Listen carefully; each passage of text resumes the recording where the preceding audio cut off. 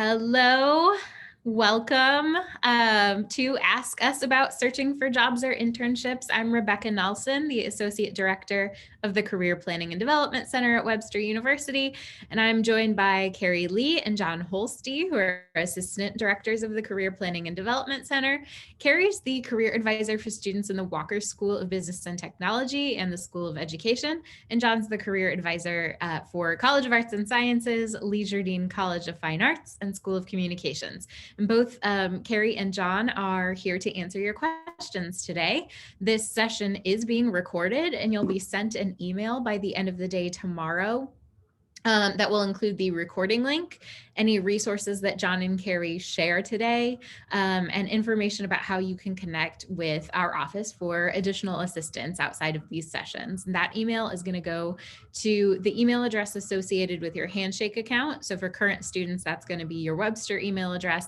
And if we have any alums, that would be, depending on when you graduated, your current Webster email address or your personal email. So the first thing that's going to happen is Carrie's going to very briefly share her top 5 tips for job searches, and then we're going to use as much time as possible for your questions. So this is going to operate kind of like a Reddit Ask Me Anything. You can throw out any of your questions in the chat, starting now even, and as soon as we're ready to start taking those questions, we're going to run down the list and address as many as we can within the time that we have today. So feel free to ask anything, even if you think it's basic, if you think it's overly complicated, just ask the question, whatever it is.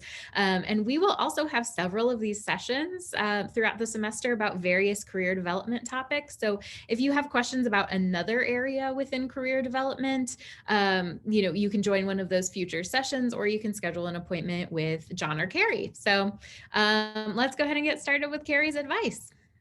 Awesome. Thank you, Rebecca. So I wanted to talk about a few tips for success as you're job searching. So whether you're looking for a part-time job, you're looking for an internship, you're looking for a full-time job, many of these same strategies are going to apply across the board. So definitely a similar process, just thinking about how to tailor that job search for what you're looking for. So the first thing that I would always suggest to folks who are job searching is to clarify your goals, because this is going to help provide some targeting to your search.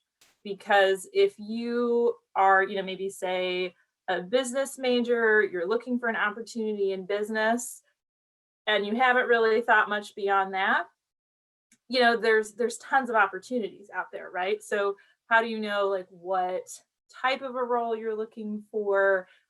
Maybe you're looking for a particular type of organization or company. So maybe you have, a real interest in working in healthcare, or a company that's focused on environmental sustainability, whatever that might be, thinking about what are your goals. So both for now, short term, what are you looking for? Maybe that's, a summer internship in marketing, or your long-term goals. And that is going to help you provide more structure for your search, because the more that you can really target and think about what you want, then you can spend your time really focusing on those applications. So you're not just necessarily applying to anything that's asking for someone with a business major, but you're focused on those ones that you would actually be interested in, and that would potentially be a good fit for you. So, as you're working to clarify those goals, that's certainly something that you can always talk about in an appointment with your career advisor. Spend a little bit of time thinking about in terms of, the type of role, what sort of tasks you might want to do, what is your timeline, what kind of industry, what kind of company maybe you would want to work for. So those are all ways to start thinking about that goal setting process. And then the second thing is really to make sure you organize your search.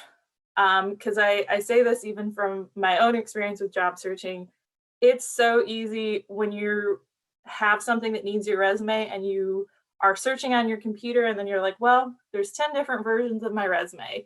Which is the one that I was last editing?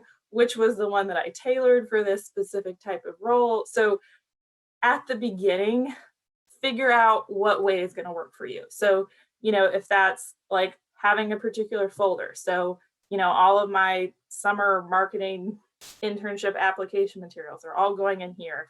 How are you like using the document titles to make sure you know what they are? And then when you're submitting them to employers, obviously making sure that that makes sense as well. So thinking about that ahead of time, just to make sure that you kind of organize all that information. And then, I think it's also a really great idea to save postings that you apply for. So sometimes depending on the platform that you're using, there's a way to do that within the system. So you can go back and refer to that job posting even after it's closed. And some other sites will just like delete the posting after it closes, so then you aren't able to go into that.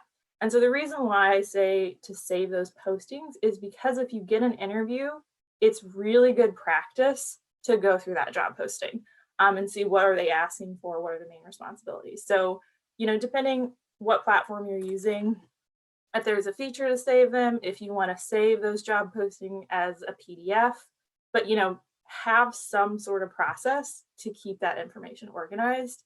And if there's any particular due dates, things that you need to complete coming up, make sure you have a tracking system, whether that's an Excel file, a particular calendar you're using on your email.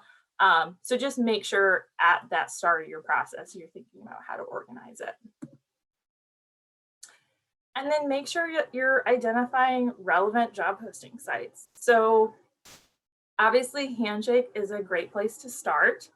You know that they're looking for Webster students and alumni. They're interested in connecting with you all, but there's a lot of other job sites out there. So some of them are very broad, like Indeed, and then others are very specific. So for instance, professional organizations that have websites. So if you are, looking for a position as an occupational therapist, you would go to the American Association of Occupational Therapists because all of those job postings are for folks with that credential in that field. So you're not going to waste your time searching through all of these other postings that aren't what you're looking for. So that's something that you also want to make sure that you're doing early on in your search to know, are there more specific sites that are tailored for your career, your major profession. So it's always a little bit dependent on what you're studying because some of those are very specific. And then some of them, if you're in business, there's lots of businesses that are hiring. So, there's not always like, here's one really specific tailored job site for business administration majors. But certainly if you're interested in more specific areas, there are often more specific job posting sites. And then it's a great idea to research employers. So as you're kind of targeting your applications, you do want to make sure that you're applying to employers that make sense for you. So you can definitely do some research on Handshake, looking at what information they've shared on their company profile, what have they emphasized? So, what are their kind of mission or value statements, initiatives they have going on with your program, even doing like a Google News search to see, is their company kind of pivoting? Like, how have they been handling the pandemic? Are there certain parts of their company that are growing? So there's lots of ways to kind of do that research, or even talking to folks in that field who are working at that company. But having more information about the company is going to help you know, is this a place where you feel like you would be a good fit, you would want to potentially stay long term, and can also help you tailor your application materials. Because then you can add in some information to say your cover letter to say, like, why am I specifically interested in working at MasterCard versus working at Wells Fargo? they both may have similar types of roles for folks in finance, but why am I interested in working in one company or the other? So the more kind of research you're doing can help you present that more tailored approach so that you stand out in the job search process, and also that you know that it will be a good choice for you. And then finally, use your network. I think this is something that's really hard for a lot of people, especially when you are earlier in your career, where you might feel like, I don't have this huge professional network yet. How do I go about this? So that might be from making connections you already have. So maybe you have a family friend that works in this industry that you're interested in. Maybe talking to one of your professors that you have had several classes with, or a mentor if maybe you have had an internship in your field already. Or certainly, just reaching out to folks you don't know, whether they're Webster alumni, whether they're people who are just working in roles that you're interested in. But most people are pretty happy to talk about themselves.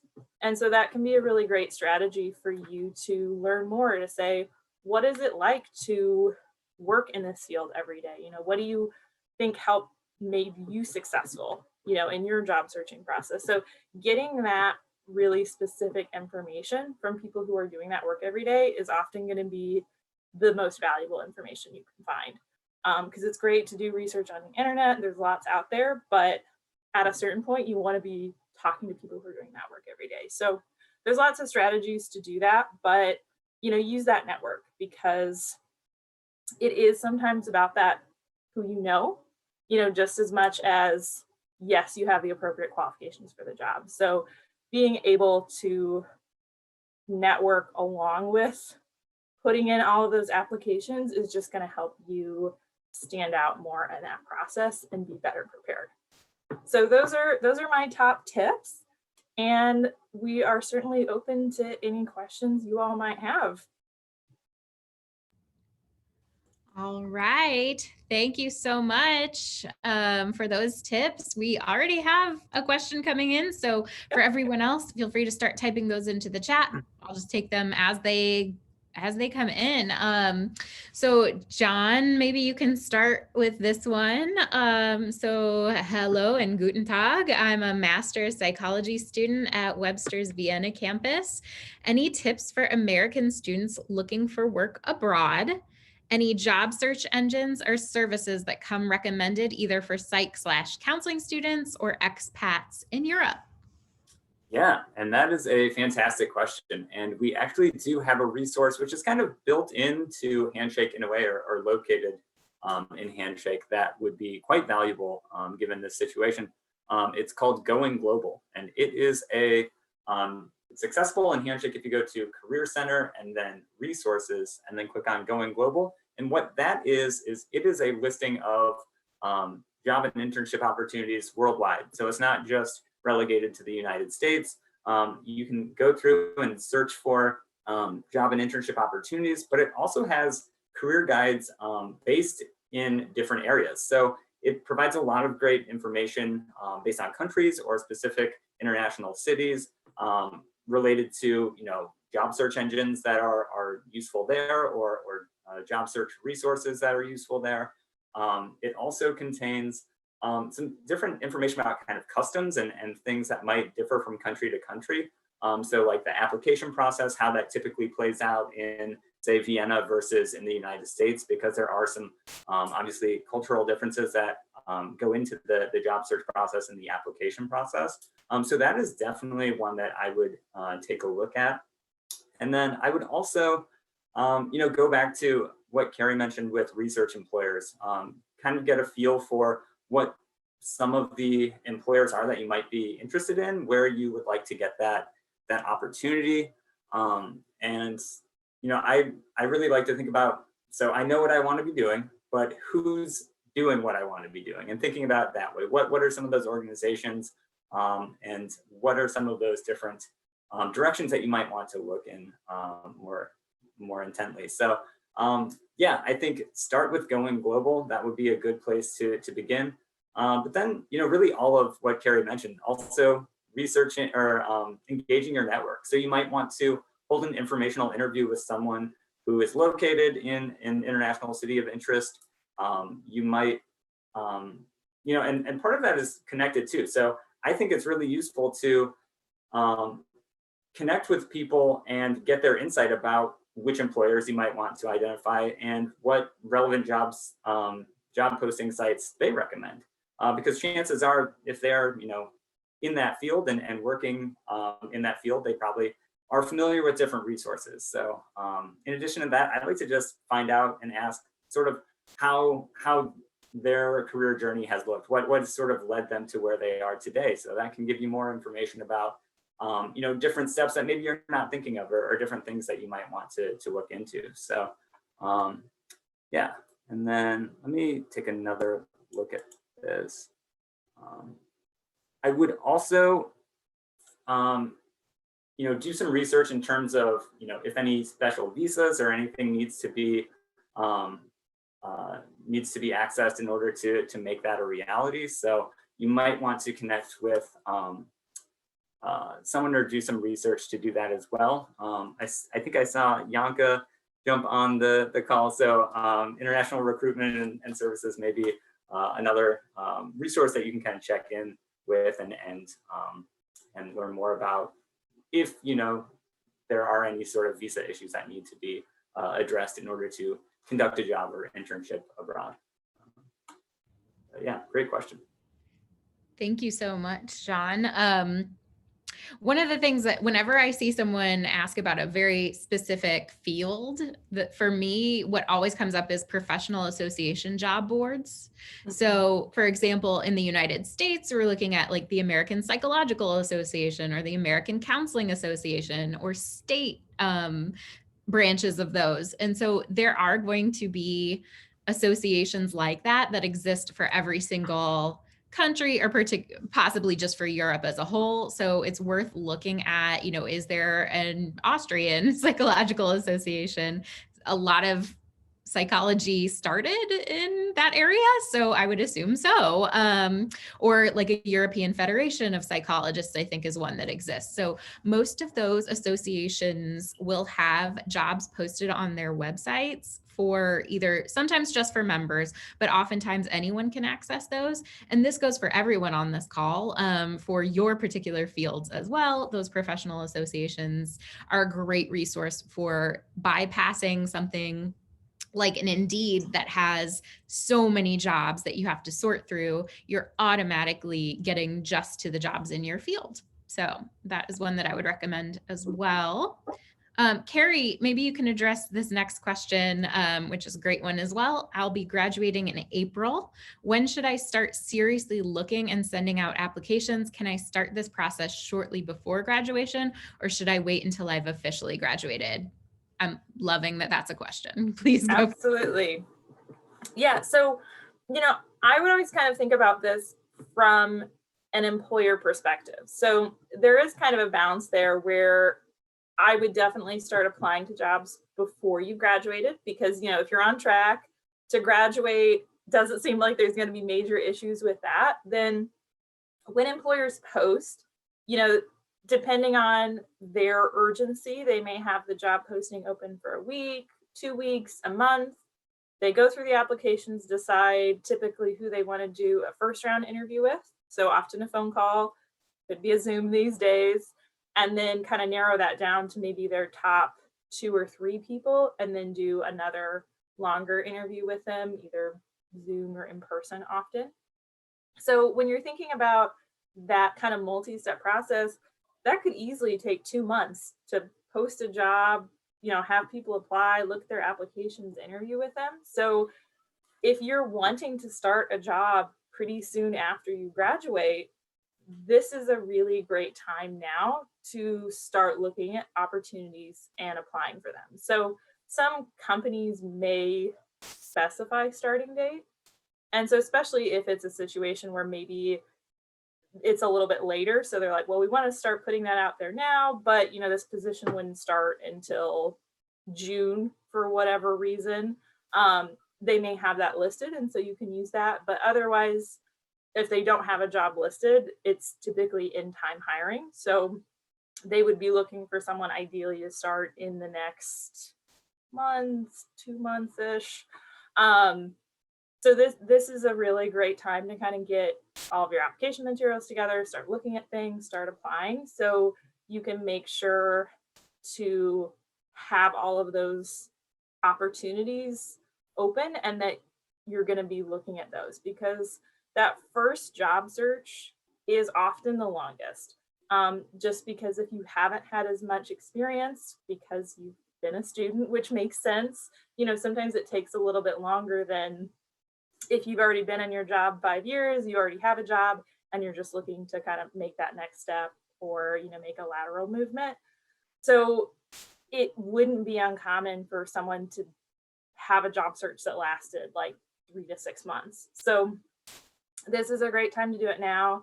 And like I said, as long as you are on track to graduate, that's typically not going to be an issue. So by the time you start the job, if their requirement is whatever your degree level, whether a bachelor or master's, they typically will just want you to have that officially by the time you're starting, not necessarily when you're applying. Okay, thank you. This next question, I am going to break up into a couple of different ones. So as an international student, I'll finish my master's degree in July. Do you think there are many opportunities for job seeking during that season? So sort of after the typical graduation season.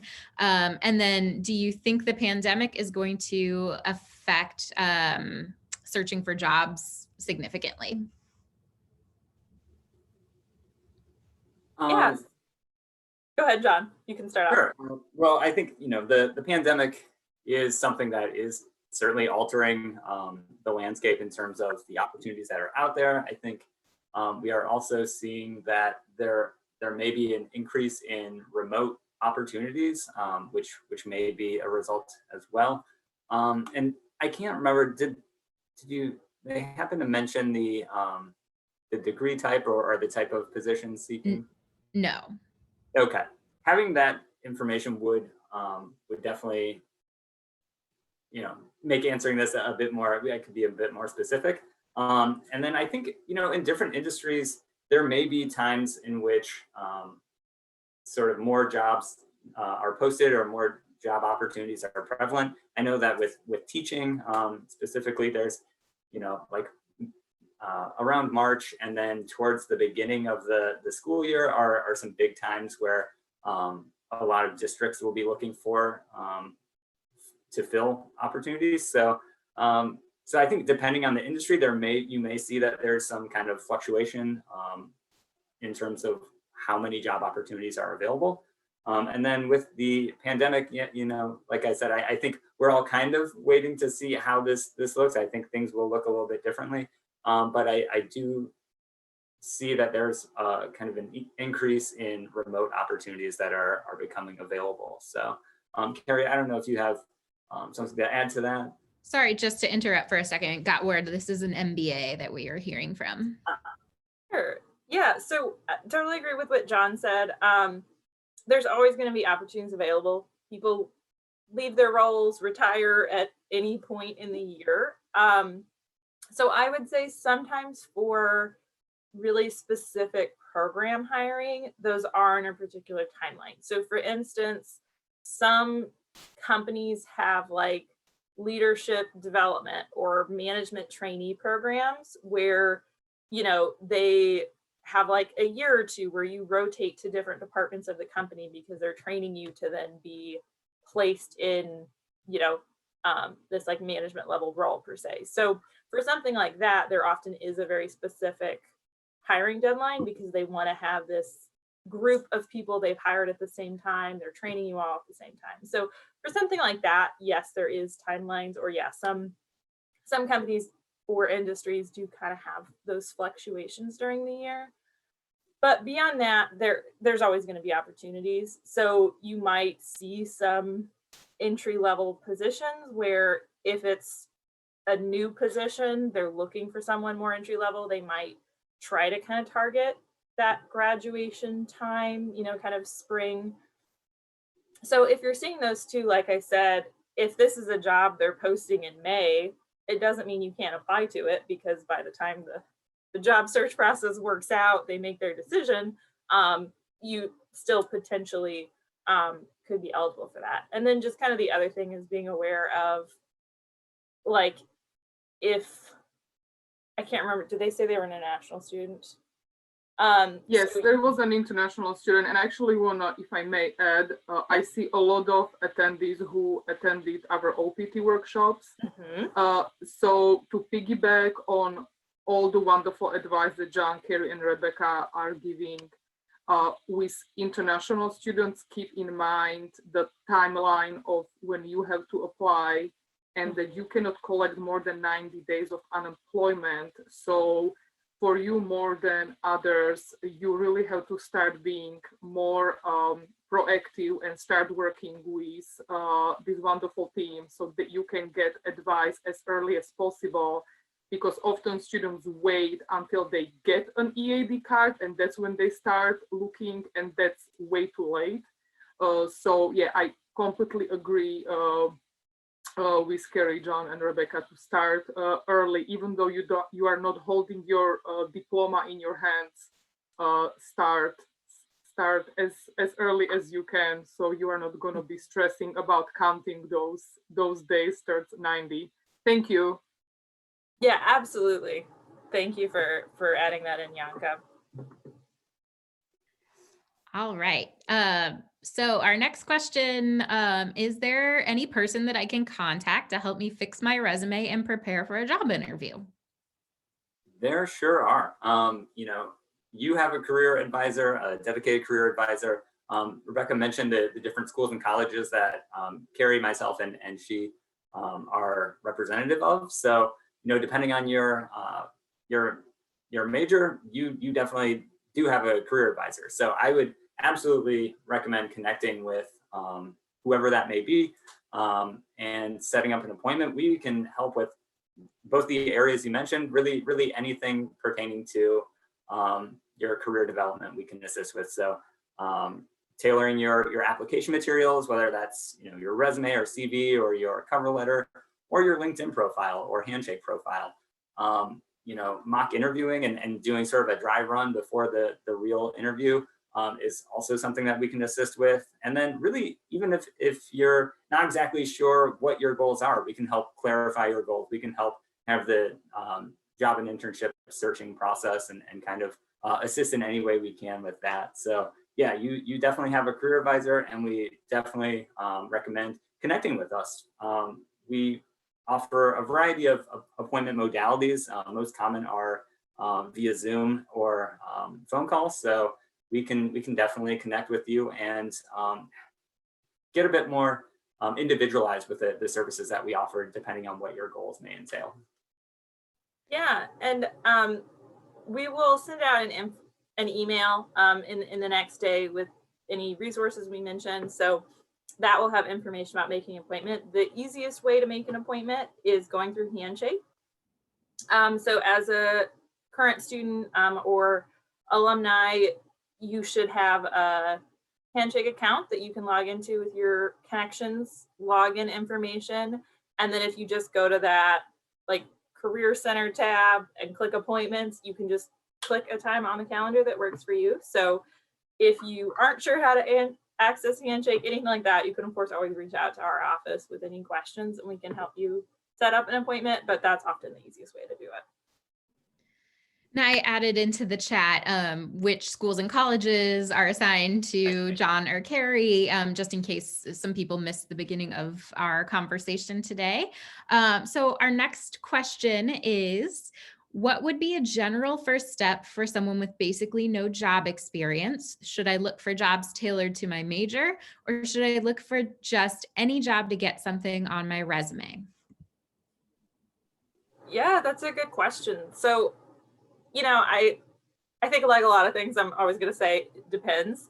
It depends a little bit where you're at in your program. So for instance, maybe you're like a sophomore or a junior, and so you're kind of starting to think about, your a good chunk of way through your program, thinking about those career goals. So, at this point, it would be great to say, look for an internship. But even if you aren't able to find one specifically in your job, any kind of work experience is going to be helpful, because that's just going to show employers that, you have transferable skills. So things like communication skills and teamwork, organizational skills. So you know how to work in a professional environment. You're a consistent, responsible employee. And, like John said, the pandemic is certainly having effect. There are jobs out there, there are companies hiring, but this probably is going to be a little bit more challenging time to job search than, say 3 years ago, right? So you might want to be a little bit more flexible, and depending on your own situation, if you're graduating this May, you haven't had any work experience ever, you might need to be a little bit realistic about your expectations. So even if you don't get exactly the type of role you're looking for, getting any type of experience would be beneficial. And then along with that, I think employers value things beyond work experience too. So, obviously what you've done in school. So, the coursework that you've had, if you have a strong GPA, but what else have you been up to in your time? Have you been involved in student organizations? Maybe you've done some volunteering in your community. Maybe you've done some projects on the side, like you've helped develop a website for your friend because you're a computer science major. There's lots of ways that you can build experience and have things to talk about on your resume or at an interview outside of that work experience as well. So it's great that you're thinking about that. Definitely start trying to get that experience, whether it's, part-time job, on-campus job, whatever that might be. And that's always something too that you can connect with your career advisor. You can talk a little bit more specifics, but I think there are pathways for both of those different strategies. Yeah, thank you. John, maybe you can help out with this common conundrum. So most job postings I'm interested in request pretty much everything I have, which I'm assuming means like all the skills that this person has, and education and whatnot, except for experience. So it's the classic problem of a posting asking for experience, but needing a job to get experience. Should I try my luck and apply for these jobs, or should I exclude these from my list of options? I love this question because it is a common conundrum. A lot of times when you first, graduate, you might not have the experience that you want to point to or be able to point to. But in short, don't let that stop you unless there's a dramatic discrepancy and it requires, years and years and years of experience or something that's really hard for you to justify. But if it is minimal, go ahead and apply. I think so often we sell ourselves short and might not go through with an application because one of these areas is maybe preventing us from, or we envision them as preventing us from being able to get the job. But a lot of times, you have some latitude in how you kind of describe the experience that you do have. So you can definitely, focus on what you do have, the skills that you do have.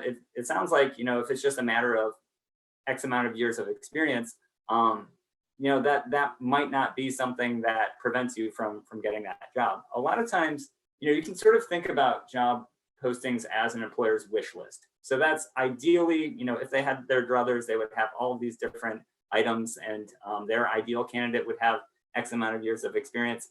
But a lot of times, the applicants, again, aren't always going to check all of those boxes. So if you can offer a compelling reason through the experience that you do have and through your academic experience or this or that, or as Harry mentioned,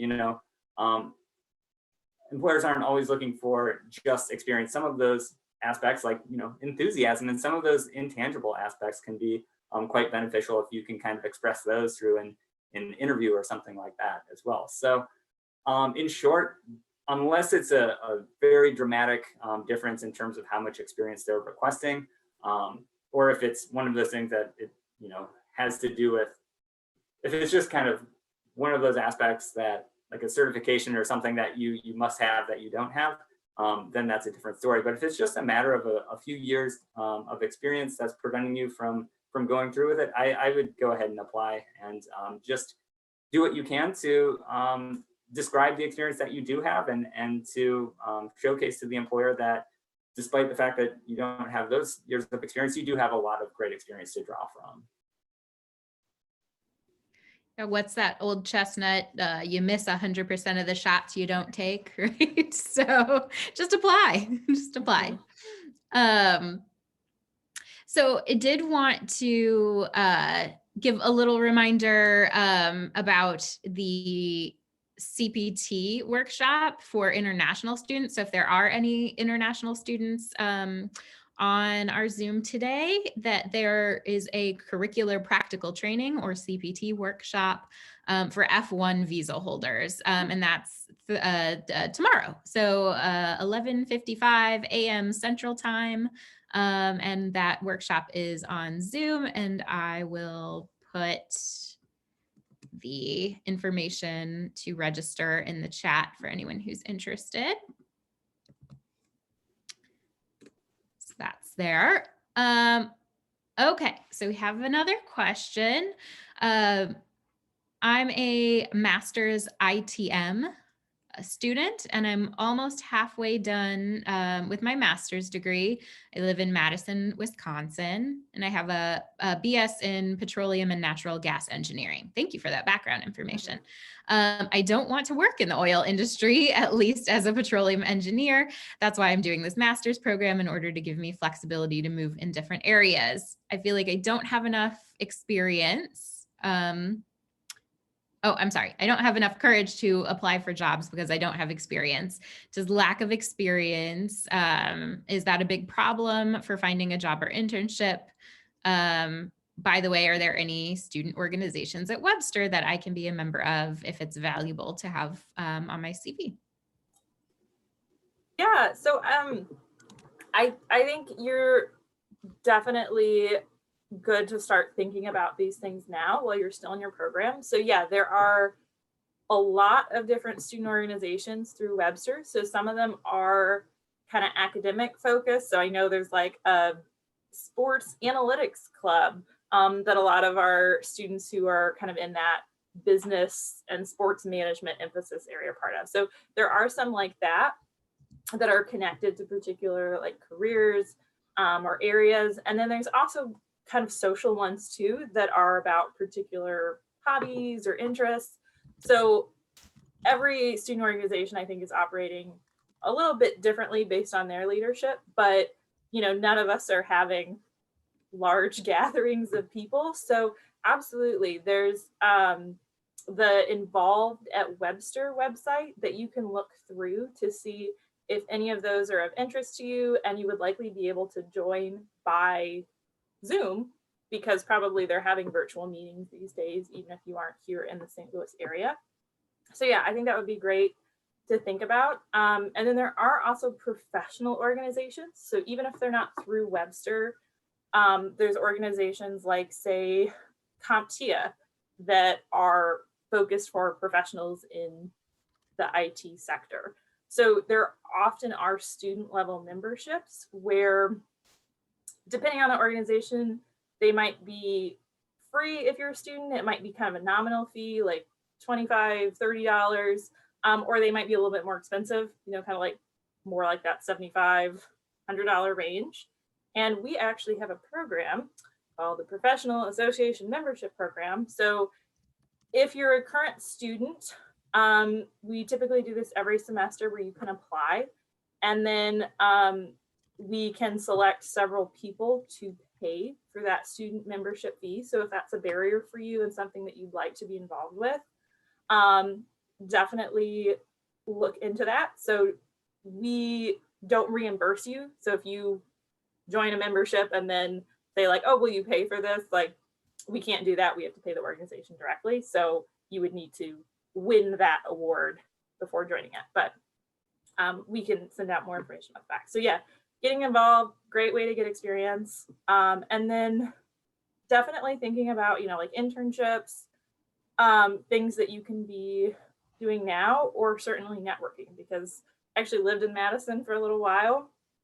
And so there are definitely a lot of like healthcare related sectors, as I'm sure you know. So companies like Epic or, the UW healthcare system is so huge that they hire a lot of folks with that kind of like IT background and knowledge area. So, it doesn't necessarily mean just because you don't have a lot of relevant experience that someone wouldn't hire you.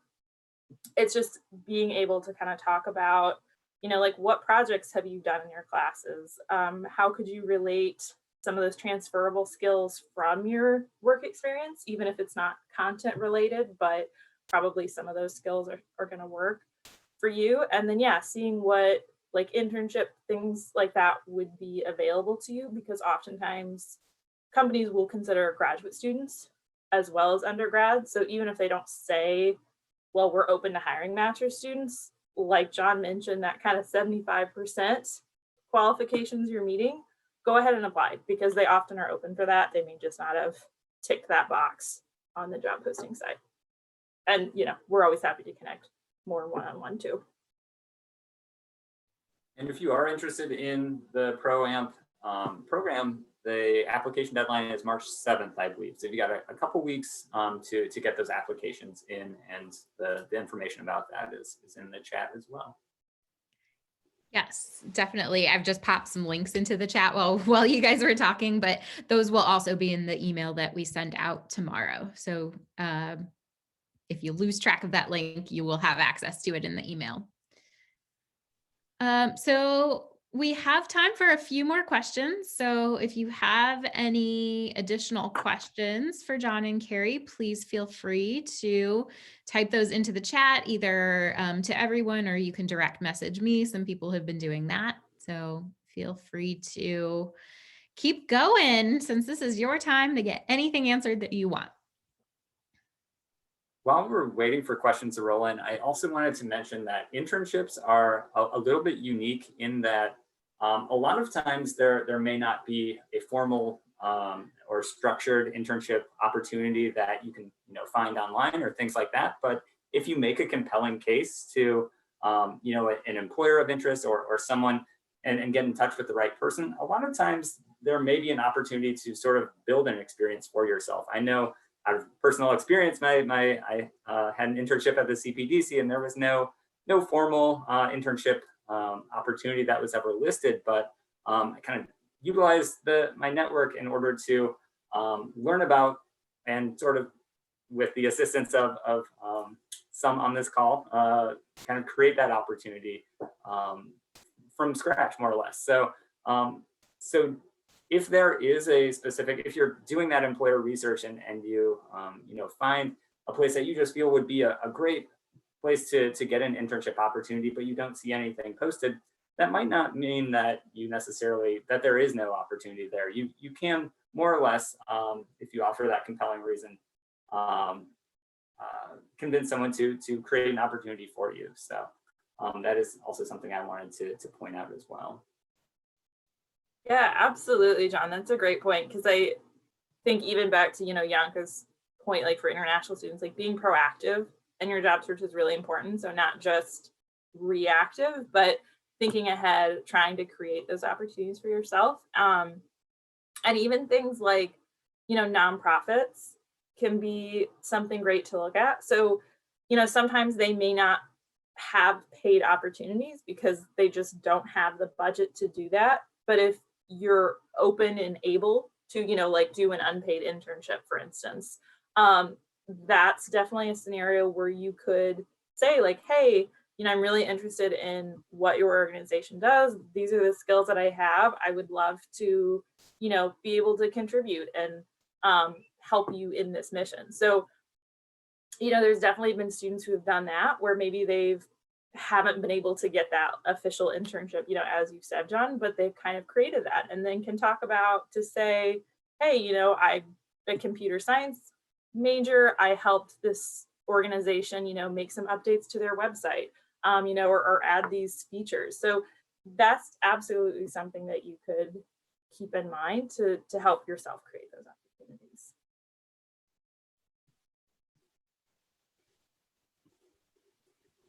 Great point. I really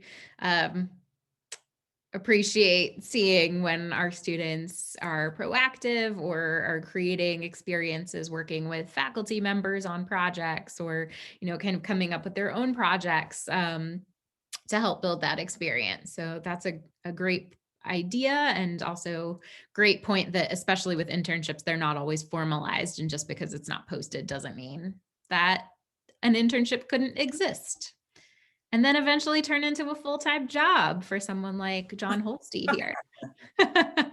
Okay, here's another question. Which job search engines would you most recommend? Any you would avoid? I kind of take an approach where, keep everything on the table at first.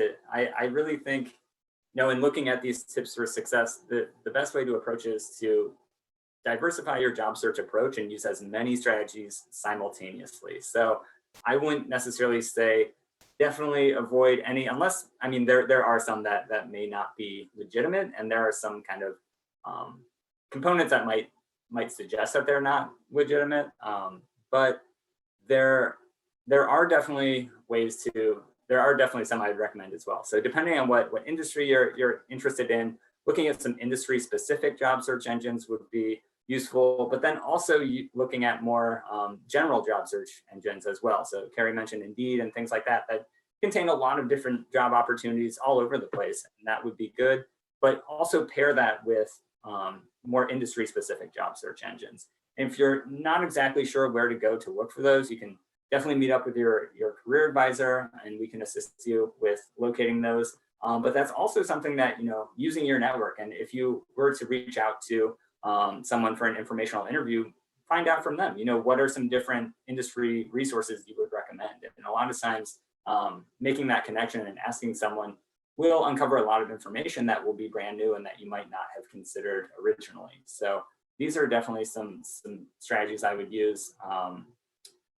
But yeah, as far as ones to avoid, I can't think of any off the top of my head, but there are, if it seems too good to be true, or if it seems, if something feels off about it, then maybe, maybe avoid that, or take a look around and go to the company's website if that's offered, and see if that's a legitimate opportunity.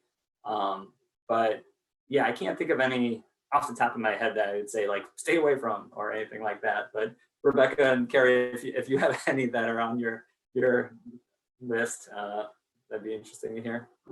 Yeah, I would agree. And so I'm forcing Rebecca to put all these links in the chat. I'm sorry.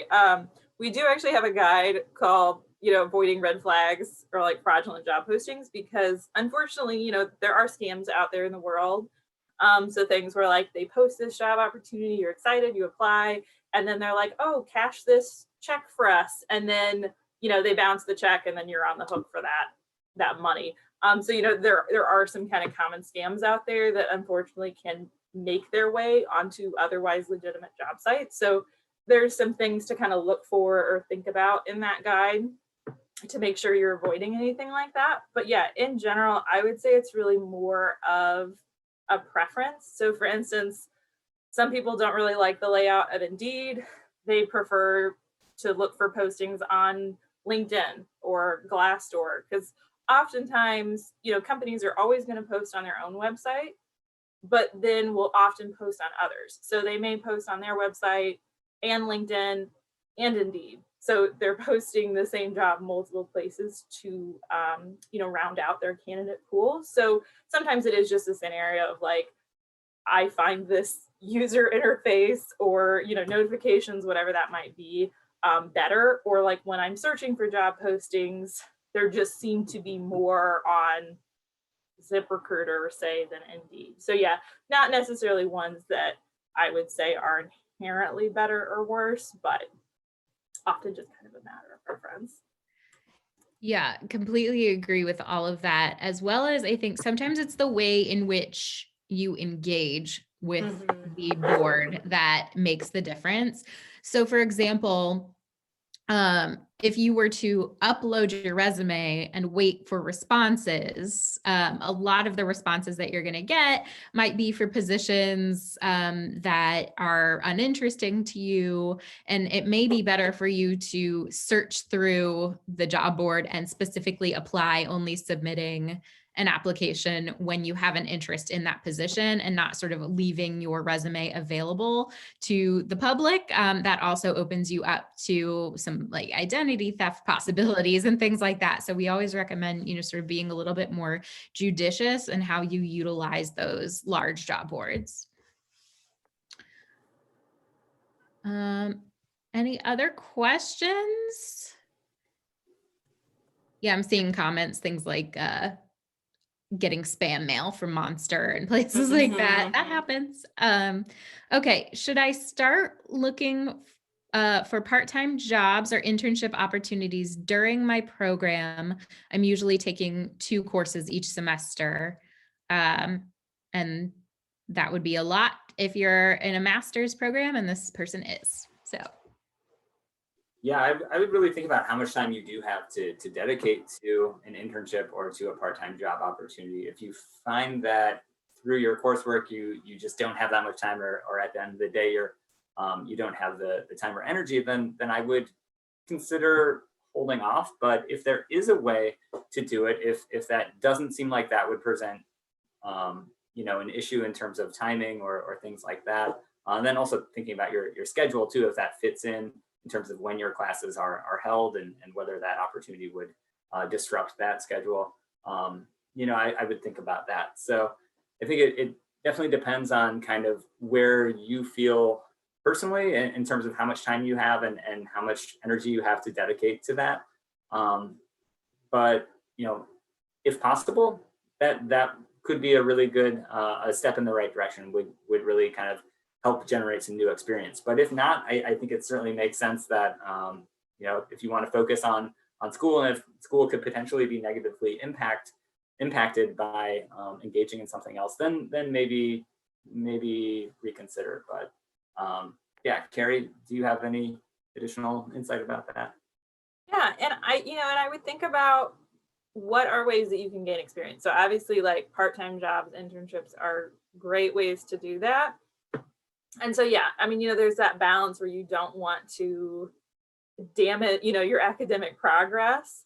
But also, if you are finding some things of interest, you could apply and then say, like, maybe that you would take 1 class during the summer instead of 2 during that term.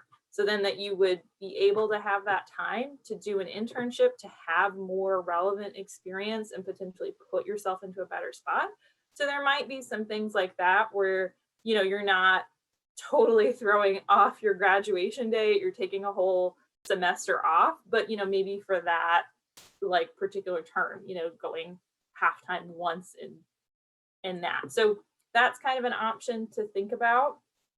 And then the other thing too is, sometimes it just doesn't work with life. If you've got family responsibilities, you're taking classes full time, you just don't have the hours in the day to be doing other things. So if you can't commit to that kind of job or internship time commitment, then what are other ways that you can make sure that you're putting yourself in a good spot after graduation? So, how can you build your network now? Can you take some like LinkedIn learning courses that are free to you through your Webster account? Can you get involved with some projects? So, maybe you're a graphic design student, and even if it's not a class project, but you just want to do a mock-up for like, here's what I would do for, kind of a fake marketing campaign, like to have that in your portfolio, to have that to share with employers down the road. So, there's ways where you can kind of build that experience, or like I said,